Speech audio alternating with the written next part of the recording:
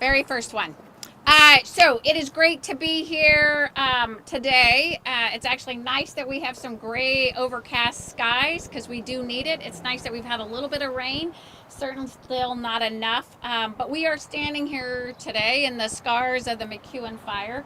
I actually, as I was driving up, I was remembering literally a year ago standing over that side as firefighters were coming in and out and trucks were going fast to be able to get to fire as it moved. That fire sparked on July 4th last year.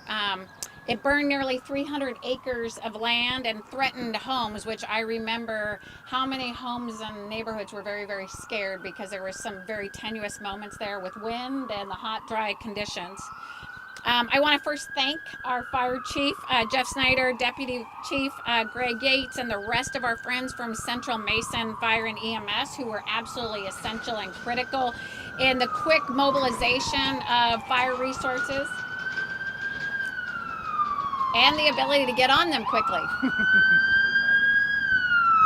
And as you can see, they are still doing it today. Oh, always ready at a moment's notice. To be ready in the case of fires. I also want to thank the representatives from Green Diamond for being here. I remember also all the work that your team went behind the scenes and on the lines and helping make sure that we could contain this fire quickly. I do remember how scary and frightening this situation was. And in fact, I think it was a wake-up call to the west side of our state. While we've had a number of fires in Mason County over the years, most of them were largely able to be left to be quite small. In fact, I think one legislator from the eastern Washington referred to his seatmate in western Washington as, oh, you have a little campfire over there, when it had grown to about 3 acres in Mason County. But the fact that this one grew to around 300 acres and was so close to residential areas was sort of presenting and reminding of us that fire, no district is immune from fire. And in fact, we're seeing more and more fires on the west side of the state. Last year, this was the opening of the season on west side, and by the end of the year, we had more fires west of the Cascades for the first time in recorded history. And I, based on my experience of 8 years, believe that this was probably not an anomaly, but the beginning of where we're going to see more and more fires west of the Cascades. And more of them in more urban or more densely populated area. I also, it's a reminder when you, that I think a lot of the people on the west side of the state are not yet aware or being fully cognizant of how risky our forests are, how dangerously dry they are, and how easy it is to start a wildfire, and how the different mechanisms that will start a fire. And whereas the central and eastern part of our state has become quite aware over the last decade, just given all the fires that we've had. And as we are approaching July 4th, which is a time of celebration, it's a time of people getting excited, getting outdoors, enjoying and celebrating our nation history and independence. At the same time, I think they like to use a few instruments that can be incredibly high risk, which is those fireworks.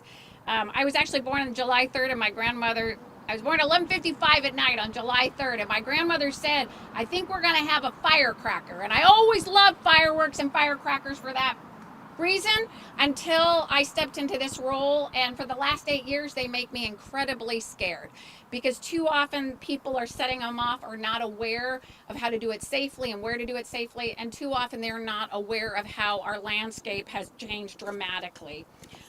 So while we are in the midst of fire season currently right now, and we have already had over 300 fires to date, many of those, not quite half, on the west side of the state, we are urging people to please take all precautions to be safe. We need more than ever before people to be aware, to reinforce our message and urge, implore, and inspire Washingtonians across the state to be smart, be safe, and be considerate this weekend. Because it's not only the right thing, this weekend as we celebrate our country and everything it means to us, it's actually the patriotic thing to do, especially when you're thinking about Washington State as the evergreen state. It's our responsibility to keep it evergreen rather than turning it charcoal black like what we see around us. It's also our responsibility to be taking care of our neighbors and our community members, and especially our first responders. So the more we are actually reducing the risk of fire, the more we're keeping our neighbors safe, the more we're keeping our first responders safe. Um, I have to just give a little history. Back during World War II, with thousands of seasoned firefighters off fighting in Europe and across the Pacific, it was actually left to the Americans here at home to protect and safeguard our forests from the threat of wildfire. People may not be aware of that. The U.S. Forest Service actually launched the largest fire safety campaign in our history, one that quickly became a call to arms for millions of Americans, especially along the West Coast. And it also commissioned an American icon who's going to be celebrating his 80th birthday. I am not turning 80, and I want to just reemphasize that. It's only Smokey that's turning 80 this coming month. So fire safety was no longer a chore or a choice. It was actually a challenge. It was a challenge made to every single American, no matter how small they were or how tall they were, to actually do their part to prevent forest fires. We could do enormous amount right now if every single person in Washington State who's out on the landscape, who's out enjoying the holiday and this summer, to help make sure there one less spark in our forest, one less spark on our landscape. And as I speak currently, people need to be aware we already have nearly 8,000 acres of our state is on fire, including the Pioneer Fire in Lake Chelan, which is incredibly challenging and difficult. This is my second fire in Stehekin since I started this role over 8 years ago. The Gold Creek Fire near Carlton in Okanagan County, and then the Slide Ranch Fire that is burning just south of White Swan. My heart goes out to the families who lost their homes already in that fire, and please know that our prayers are with you, and we are doing everything we can to help get on these fires quickly. I also need to just remind everyone of the tragedy that happened in Spokane County last year, because as I enter this fire season, it is fresh on my mind of the unbelievable devastation, loss of life, 2 lives, as well as the loss of over 350 homes and structures, and too many of our community members are still trying to rebuild after that. And all it takes, like I said, is a spark for that to happen, and it can happen anywhere and everywhere. And that is why we need to continue to remind people, please, please be safe this July 4th. Be safe this summer. Please do everything you can to actually prevent these fires, because it only takes one spark for it to get out of hand, especially when we're hot and dry and we have wind. So with that, I want to now turn it over to our chief to say a few words. Thank you. They're going to listen far more to you than me. I'm not sure about that, but okay. Thank you. Thank you. First of all, I want to thank all you folks for inviting us out here today, standing in front of the scar of the McEwen fire, working with the Department of Natural Resources. I want to thank Commissioner Hillary Franz for inviting us well and working with the fire districts out there. Our relationship with the Department of Natural Resources is really first rate. I've been in the business now for over 30 years, and I think it's far better these days than maybe it was when I first started out. Kind of a little brief history of the McEwen fire behind us. As Commissioner Franz mentioned, on July 4th, about 2 o'clock in the afternoon, Central Mason was dispatched to a possible brush fire behind Rainbow Lake. We happened to have a unit that was very close. That unit arrived within about 2 minutes, reported a working fire about a 1/4 acre in size with some homes threatened. Pretty quickly after that, that unit came on the air and said that they had some pretty rapid fire growth and requested additional alarms. We assigned additional alarms to that fire, which included Department of Natural Resources, other units within Mason County Fire Districts, as well as Green Diamond Resources, started sending units to the fire. Eventually that fire grew to be a little over, just under 300 acres. It caused the evacuation of over 200 homes. While I was en route to the fire, I called my deputy chief, who I found out was actually the first unit on scene, and said to him, I think we're going to lose some homes today. And his answer back to me is, Chief, we're doing the best we can. And I said, what do you need? He says, I need everything. I said, we'll get you the resources. We'll get you what resources we can get you. One of the real advantages we had with this fire was the air resources that Department of Natural Resources provided pretty much right off the bat. At one point, there was 9 aircraft that were working the fire. Those were rotary as fixed wings aircraft. What those aircraft did was they bought us time on the ground so we could do the evacuations, which was done by the Mason County Sheriff's Office, as well as the ground troops could start getting fire line in place, and they could also, and we could work getting fire line in place and fire suppression. Looking at the fire behind us, it makes us think, the 4th of July is coming up now. The weather is going to be very similar. The conditions behind us, if you look, the fuels are nice and green. By the end of the weekend, these fuels will be dried out. These light grasses behind us. And I want people to think about fireworks safety while they're doing that. Celebrate our independence, spend time with family, friends, play sports, softball, mom, dad, grandma, apple pie, all that stuff we want you to do, we want you to enjoy and barbecue. We would like it that you would go watch professional fireworks shows as opposed to doing them at your own home, but we know people will go and do them at their own homes. So what we're asking for there is to be smart while you're doing that. Make sure you do them in an area that doesn't have the light glasses next to buildings, maybe in a gravel parking lot, something like that if you're going to do them there. Please have water on site and a shovel. And when you're done with those fireworks, put them in a container of water, like a kiddie pool with water in it or a bucket with water in it. So that way, if the wind comes up, those fireworks don't reignite. If you have small children, or not small children, if you have children, make sure mom and dad, make sure you're watching them while they're doing those fireworks. And if all of us do this, then we all get to enjoy the 4th of July festivities. One person can ruin it for a lot of people, as what happened last year at this time. I do want to reach out real quick to the community and thank the community itself, not only the Department of Natural Resources, the fire service community, but the Mason County community, the folks that were helping each other. For us, this is an unusual event. We don't do large-scale evacuations like this. And as I was over on the back side of the fire, watching community members help their people that maybe have mobility problems or getting horses or livestock out, it took all of those folks to make this successful. We didn't lose any homes. We didn't lose any lives. We lost a few derelict outbuildings was all it was. So again, if we work together, be safe with fireworks, we can all enjoy the holiday. So thank you very much. You have to stay up here in case there's questions.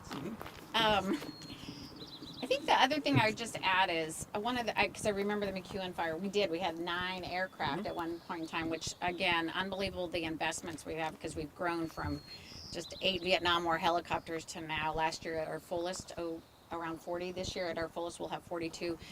But if you have too many fires on the landscape at any given time in multiple places, it stretches all the resources very, very thin. And we were lucky during the McEwen fire that we actually only had few other fires happening. Unlike what happened during the Spokane County fire, where we had 17 fires on the landscape spread out throughout the state, which then takes our resources and taxes them much more significantly. And that's why the urgency around everybody doing their part to please be safe is so critical, and to be one less spark. So with that, I think we can go to, I get Jason Callahan. Are you going to be speaking for Green Diamond? You're not, really? You always put me on the hot seat. I was going to do that. You're all good. You would be magical if you did it. So that's it then, right? That's speaking.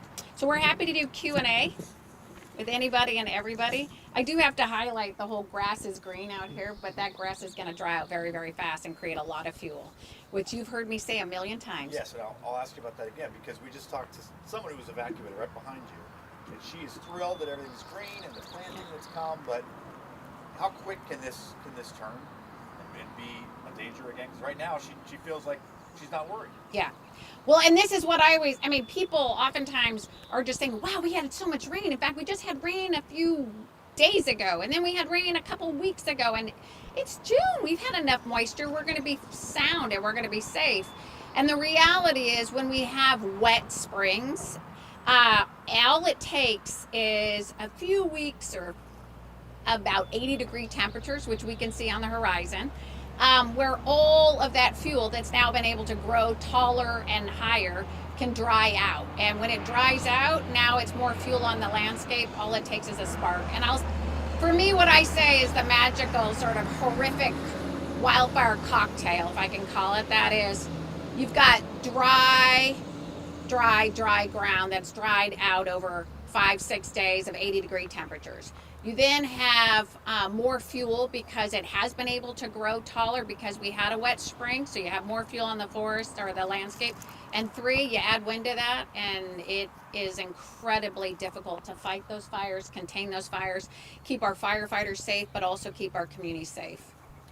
I had a question for the chief. We do think fireworks were for this. I know it wasn't necessarily definitive, but can you step up and Yeah, so I actually reached out to the fire marshal today just to kind of confirm. Human cause is what it is. It's basically undetermined human cause. We had reports when we arrived right away that people had said there had been folks in the area shooting off fireworks and were seen in the area, but it was never determined that was the actual cause. I'd ask both of you, what is that like knowing that, I know you told me the number before, 80%, I don't know what the number is. 90 now.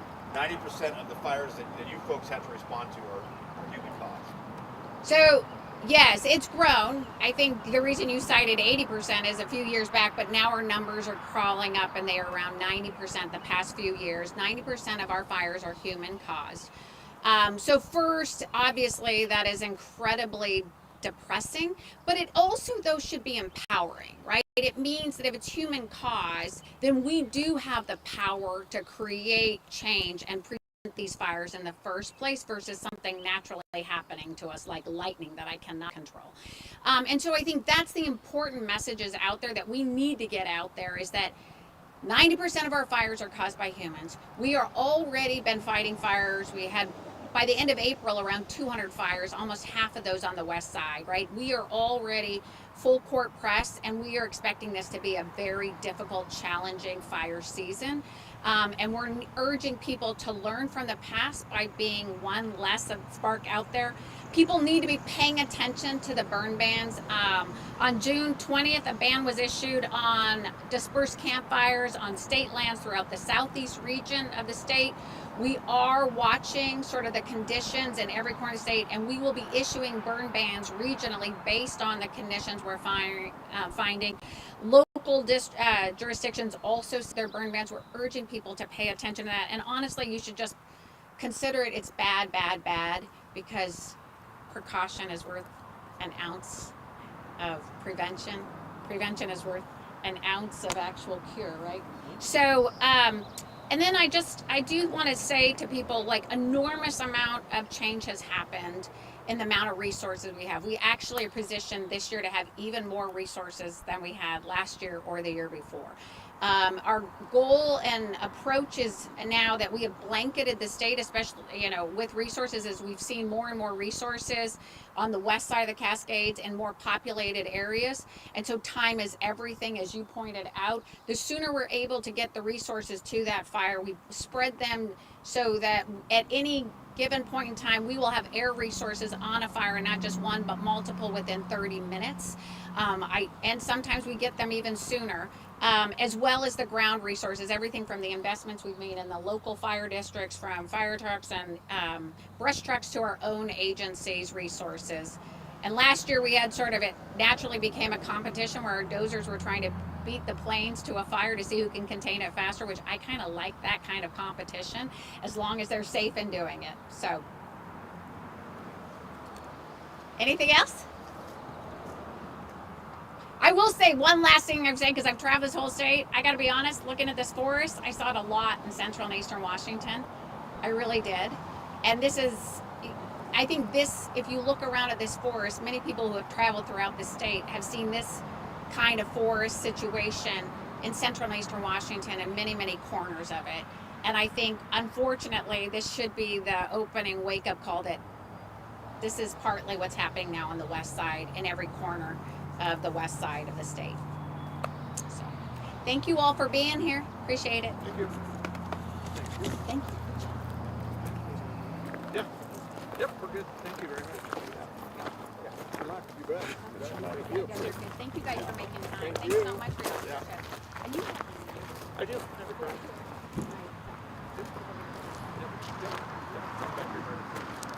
I had one legislator who's already called me 3 times this year out in Yakima, that area. First time he picked me, he goes, "We got a barbecue back," and I go, "I'm too far away to have a barbecue lunch with with you. He goes, no, I mean a real barbecue. I need support now. I think he's getting it done. And I'm like, would you stop